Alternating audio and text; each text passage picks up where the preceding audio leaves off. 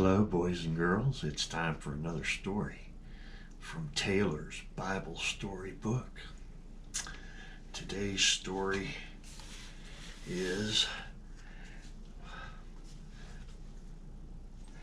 story number 25, and that is Israel moves to Egypt. When Pharaoh heard that Joseph's brothers had come, he was very glad. He told Joseph to tell them to return for their father and their wives and their children, and to bring them all to Egypt, where there was plenty to eat. Take some of my wagons for your wives and your little ones to ride in, he said. Don't bother to bring any of your furniture or other things, for I will give you everything you need. Then Joseph gave new clothes to each of them, giving Benjamin more than any of the others. And he sent his father 20 donkey loads of food and other good things, that at last he let his brothers start home again to get his father and their families. When they finally arrived home, what a joy there was. When the family arrived, he said, "Joseph is alive," they shouted. "He's governor over all the land of Egypt." It seemed too wonderful to be true, and Jacob did not believe them at first, but when he saw Pharaoh's wagons that he had sent, he finally realized that his sons were telling him the truth. "It is proof enough," he said at last. "Joseph is alive. I will go and see him now before I die."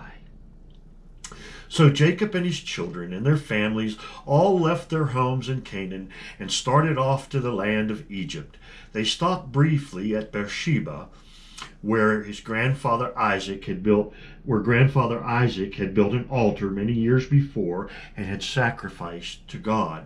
That night God spoke to Jacob, and he said, "Don't be afraid to go down into Egypt, for while you are there, I will make your family grow into millions of people." God told Jacob that he would take care of him in Egypt, and that when the time came for him to die, Joseph would be by his side.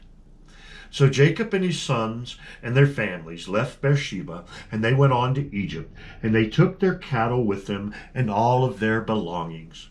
Jacob sent Judah ahead to tell Joseph that his father was on the way. When Joseph heard this, he jumped into his chariot and raced out to meet him. He and his father wept for joy when they finally saw each other again after all those long years apart. Israel, that was Jacob's other name. Remember, said to Joseph, "Now I can die in peace, for I have seen you again. To think you are still alive." And he could scarcely believe it.